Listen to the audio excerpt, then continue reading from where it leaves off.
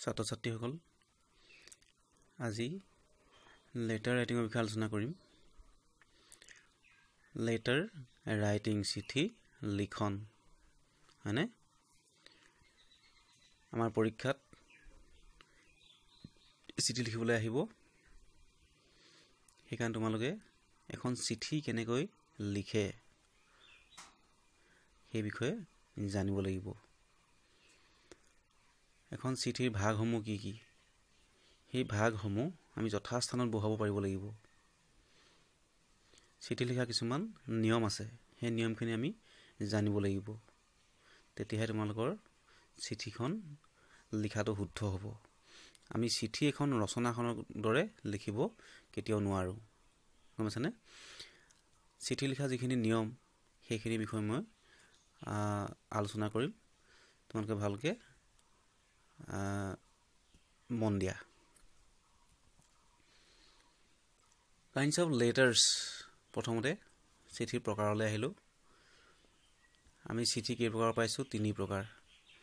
Number 1 private or personal letter, অৰ্থাৎ ব্যক্তিগত চিঠি। নম্বৰ 2 অফিচিয়েল লেটাৰ্ছ, কাৰ্যালয়ৰ চিঠি। নম্বৰ 3 বিজনেছ লেটাৰ, অৰ্থাৎ ব্যৱসায় সংক্ৰান্ত চিঠি। ঠিক আছে। ডিফাৰেণ্ট পাৰ্টছ অফ লেটাৰ, অৰ্থাৎ চিঠিৰ বিভিন্ন পাৰ্টছসমূহ, বিভিন্ন ভাগসমূহ, অংশসমূহ কি কি আছে? আমাৰ চিঠিত প্ৰথমতে থাকিব লাগিব the heading or address of the writer and the date. প্ৰথমতে আমাৰ কি লাগিব? শিৰোনামা বা লেখকৰ ঠিকনা আৰু তাৰিখ লাগিব। ঠিক আছে। আৰু এইটো চিঠিখনৰ একেবাৰে ওপৰত সোঁফালে লিখা হয় হয়নে?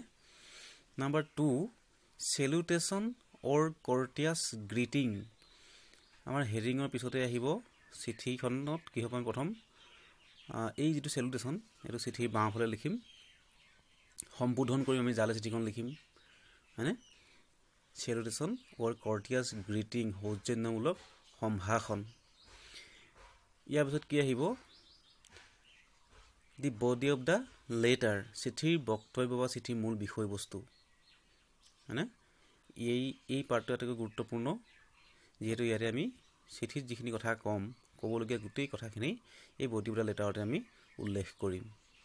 তাৰপিছত ডিত আহিলে ছাবস্ক্ৰিপশ্যন অৰ কমপ্লিমেণ্টাৰী এণ্ডিং, সম্বন্ধসূচক বাক্যত আমি লিখোঁ চিঠি শেষত হয়নে? যেনে আমি বন্ধুলৈ লিখোঁ, কি বুলি লিখিম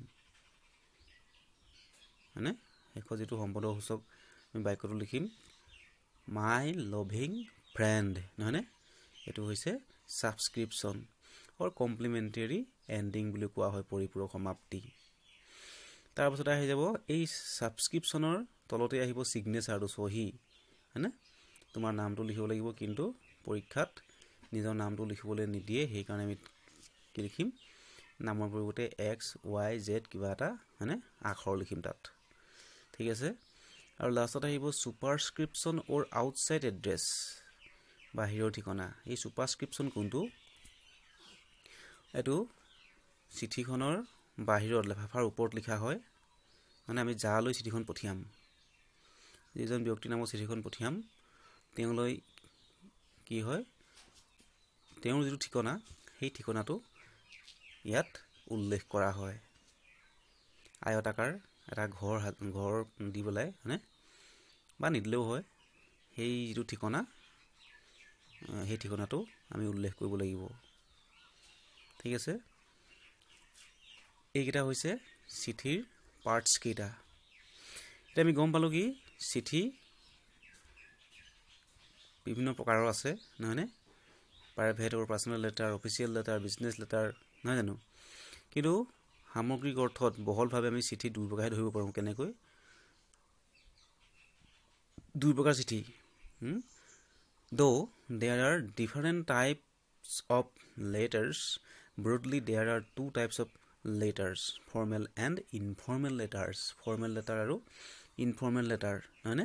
এতিয়া formal letter কোনবিলাক? এই ফৰ্মেল লেটাৰবিলাক কি কৰা হয়?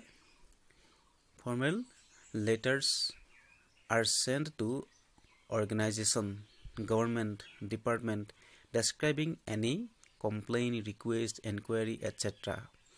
এই যিবোৰ আমি ফৰ্মেল লেটাৰ বুলি কওঁ সেই ফৰ্মেল লেটাৰবোৰ কি কৰা হয়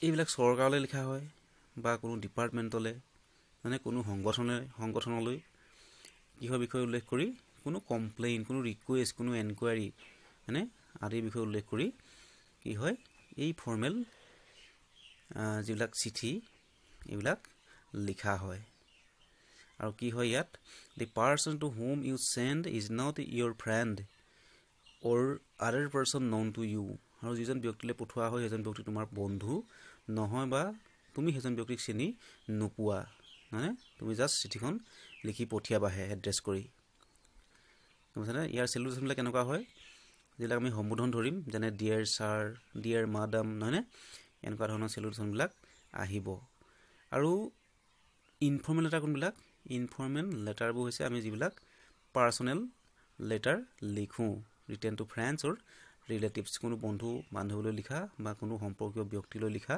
চিঠিবিলাক হৈছে ইনফৰ্মেল লেটাৰ্ছ ঠিক আছে গতিকে আমি এইখিনি জানিব লাগিব আৰু প্ৰধানকৈ চিঠি এই যে কেই প্ৰকাৰ আছে তিনি প্ৰকাৰ হয়নে private or personal letter official letter and business letter এই তিনি প্ৰকাৰ তোমালোকে মনত ৰাখিবা আৰু এতিয়া আমি এই যিখিনি পাৰ্টস এখন চিঠিত সেই পাৰ্টসবিলাক কোড কেনেদৰে থাকে হয়নে সেইখিনি আমি কেনেদৰে ব্যৱহাৰ কৰিম সেইখিনি আমি জানি ল'ব লাগিব ঠিক আছে প্ৰথমতে আহিলো মই এখন প্ৰাইভেট লেটাৰ লৈছোঁ এইখন write a letter to your friend telling him her how you have spent the last puja vacation summer vacation যোৱা পূজা বন্ধটো বা গ্ৰীষ্ম বন্ধটো তুমি কেনেদৰে কটালা সেই সম্পৰ্কে উল্লেখ কৰি তোমাৰ বন্ধুলৈ এখন চিঠি লিখা এতিয়া এই চিঠিবিলাকত কি হৈছে আমি এই পাৰ্টছবিলাক ইউজ কৰিব পাৰিব লাগিব প্ৰথমতে আছে heading or address of the writer চোৱা তোমালোকে চিঠিখনৰ সোঁফালে ওপৰত লিখা হৈছে হেডিঙত কি লিখা হৈছে মৰঙি গোলাঘাট 785621 26 নৱেম্বৰ 2019 এই হেডিংটো কি হৈছে হেডিংটো মানে কি এড্ৰেছ অফ দা ৰাইটাৰ লেখকৰ ঠিকনা এইটো হৈছে লেখকৰ ঠিকনা যিজনে লিখিছে তুমি লিখিছা বা যদি মই লিখিছোঁ তেতিয়াহ'লে এইটো হ'ল মোৰ ঠিকনা লিখাজনৰ ঠিকনা ঠিক আছে আৰু তাতে তাৰিখটো আমি লিখিছোঁ 26 নৱেম্বৰ 2019 হ'ল এইটো হৈছে প্ৰথম পাৰ্ট দ্বিতীয় পাৰ্টটো কি দ্বিতীয় পাৰ্টটো হৈছে সেলুটেশন অৰ কৰ্টিয়াছ গ্ৰিটিং এইটো হৈছে কোন চোৱা চিঠিখনত বাওঁফালে লিখিছোঁ আমি ডিয়াৰ ফ্ৰেণ্ড এই ডিয়াৰ ফ্ৰেণ্ড বুলি লিখিলোঁ মানে বা মাই ডিয়াৰ ফ্ৰেণ্ড যদি আমি লিখোঁ এইটো হৈছে কি সেলুটেশন সম্বোধন ঠিক আছে তাৰপিছতে কি আহিলে সেলুটেশনৰ পিছতে আহিলে the body of the letter salutation কৰাৰ পিছত আমি চিঠিখন আৰম্ভ কৰিলোঁ কেনেকৈ আৰম্ভ কৰিলোঁ এতিয়া এইখন যিখন চিঠি বন্ধুলৈ লিখা হৈছে তুমি লিখিছা নহয়নে কিহৰ সামাৰ ভেকেশ্যনটো কেনেকৈ কটালা বা পূজা ভেকেশ্যনটো কেনেকৈ কটালা তুমি সেই সম্পৰ্কে উল্লেখ কৰি এতিয়া চিঠিখন আৰম্ভণি আমি কেনেকৈ কৰিছোঁ I have received your letter just now মই এইমাত্ৰ তোমাৰ চিঠিখন পালোঁ I am very grateful to know about you that you are well মই তোমাৰ বিষয়ে জানিব পাই সুখী হৈছোঁ যে তুমি ঠিকেই আছা I am also well মানে কি ক'লোঁ মই তোমাৰ বিষয়ে জানিবলৈ পাই সুখী হ'লোঁ যে তুমি ভালে আছা হয়নে I am also well ময়ো ভালে আছোঁ You asked me তুমি মোক সুধিছা how I have spent my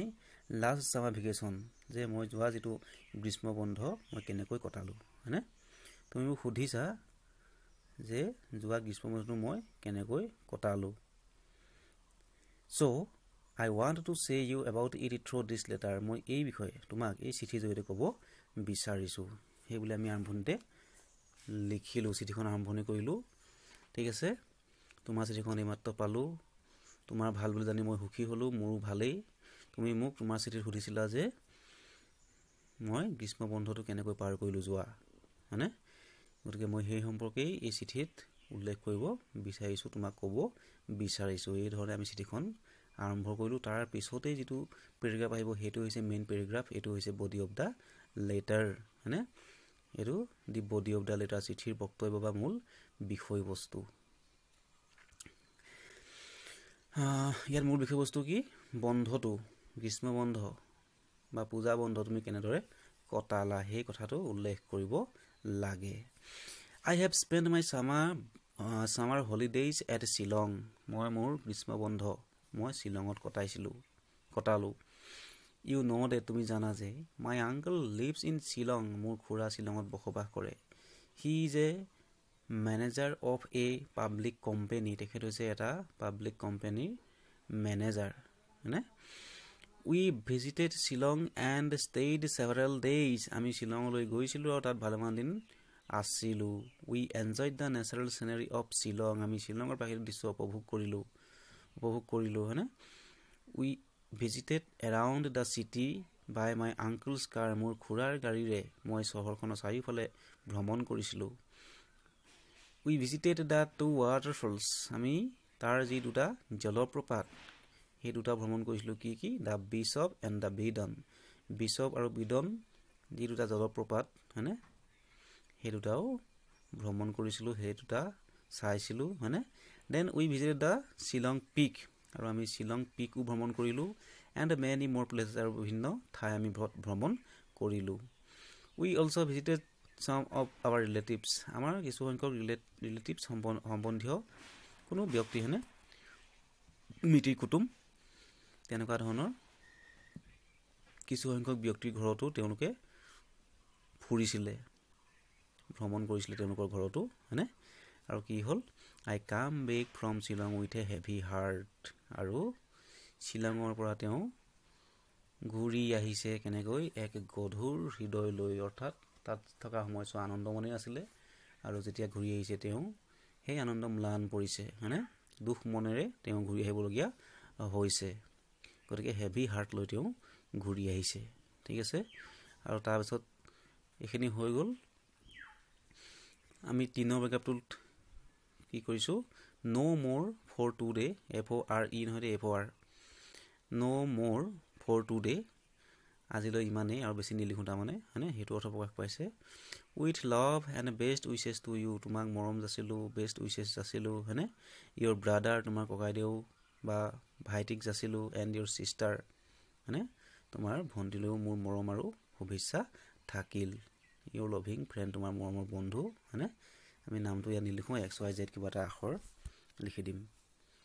আৰু আমি চিঠিখন কালে পঠিয়াইছোঁ সেইটো লাষ্টত আমি লিখি দিম, ঠিক আছে? এতিয়া ইয়াত কি হ'ল? এই বডি অফ দ্য লেটাৰ আহিলে ছাবস্ক্ৰিপশ্যনৰ কমপ্লিমেণ্টাৰী এণ্ডিং যিটো সম্বন্ধসূচক বাক্য D নম্বৰ, হয়নে? ইয়াত আহি গ'ল ইয়ৰ লভিং ফ্ৰেণ্ড, এইটো হৈ গ'ল কি? ছাবস্ক্ৰিপশ্যন। তাৰপিছত আহি গ'ল ছিগনেচাৰ। এইটো ইয়াত মই জেড বুলি লিখিছোঁ যিটো, সেইটো হৈছে ছিগনেচাৰ, ঠিক আছে? আৰু লাষ্টত যিটো ছুপাৰস্ক্ৰিপশ্যন অৰ আউটছাইড এড্ৰেছ, এই তলত চোৱা, টু মিছ ৰিমজিম বৰা, নামটি চাৰিআলি, শিৱসাগৰ 785684 আছাম, হয়নে? আমি তেওঁলৈ পঠিয়াইছোঁ চিঠিখন। গতিকে এইটো হৈছে যালৈ পঠিয়াইছোঁ তেওঁৰ ঠিকনা, আৰু এই ঠিকনাটো লেফাফাটোত লিখি দিয়া হয় বাহিৰ ছাইডত, হয়নে? গতিকে এনেধৰণে আমি চিঠি লিখিব লাগিব। ইয়াত যিখিনি প্ৰয়োজনীয় পাৰ্ট, সেই পাৰ্টখিনি য'ত যেনেকৈ উল্লেখ কৰিব লাগে তেনেকৈ উল্লেখ কৰিব লাগিব, তেতিয়াহে তোমালোকে চিঠিখনত মাৰ্ক পাবা, হয়নে? আমি কি কি পাইছোঁ? এড্ৰেছ বা হেডিং, হয়নে? প্ৰথমতে পালোঁ হেডিং বা লেখকৰ যিটো এড্ৰেছ, তাৰিখ। তাৰপিছতে পাইছোঁ salutation dear friend, body of the letter, হয়নে? চিঠিখন আৰম্ভ কৰাৰ পিছত যিটো নেক্সট পেৰেগ্ৰাফটো হৈছে বডি অফ দ্য লেটাৰ। তাত আমি চিঠিৰ মূল বিষয়বস্তু, চিঠিৰ মূল বক্তব্যখিনি আমি উল্লেখ কৰিব লাগিব। আৰু তাৰপিছতে চিঠিখন আমি সামৰণি কৰিছোঁ। সামৰণি বাক্যটো তোমালোকে মনত ৰাখিবা। আমি ইয়াত যেনেধৰণে লিখিছোঁ, বন্ধুলৈ লিখিলে আমি লিখিব পাৰোঁ with best regards to you, your parents and your lovely sister, মানে আগৰ চিঠিখন মই দিছোঁ তেনেকৈ, বা এনেকৈ লিখিলোঁ নো মোৰ for today with love and best wishes to you, your brother and sister. আমি সামৰণি বাক্যবিলাক এনেধৰণে লিখিব পাৰোঁ আৰু তাৰপিছতে কি আহিলে ছাবস্ক্ৰিপশ্যন বা সম্বন্ধসূচক এটা বাক্য আমি লিখিব লাগিব ইয়ৰ লাভিং ফ্ৰেণ্ড লিখিলোঁ যদি বন্ধুলৈ লিখোঁ যদি আমি দেউতাকলৈ লিখোঁ মানে ফাদাৰলৈ লিখোঁ তেতিয়া কি হ'ব চেলুটেশ্যনত মাই ডিয়াৰ ফাদাৰ আহিলে হয়নে আৰু লাষ্টত যেটো ছাবস্ক্ৰিপশ্যন তাত কি আহি যাব ইয়ৰ লাভিং সন বা ইয়ৰ লাভিং ডাটাৰ হয়নে গতিকে কি হ'ব সেইটো হৈছে ছাবস্ক্ৰিপশ্যন তাৰপিছত আহিব চহীটো XYZ আমি কিবা এটা চহী দিলোঁ নিজৰ নামটো লিখিব লাগে কিন্তু পৰীক্ষাৰ নামটো লিখিবলৈ নিদিয়াৰ কাৰণে আমি কি কৰিছোঁ XYZ কিবা এটা আখৰ লিখিছোঁ আৰু তাৰপিছতে কি আহিলে ছুপাৰস্ক্ৰিপশ্যন বা আউটসাইড এড্ৰেছ আমি যালৈ পঠিয়াম তেখেতৰ ঠিকনা ঠিক আছে এইখিনি আছিলে এনেধৰণে আমি এখন চিঠি লিখিব পাৰিম ঠিক আছে তোমালোকেও এনেধৰণে চিঠি লিখিবলৈ চেষ্টা কৰিবা হ'ব আজিলে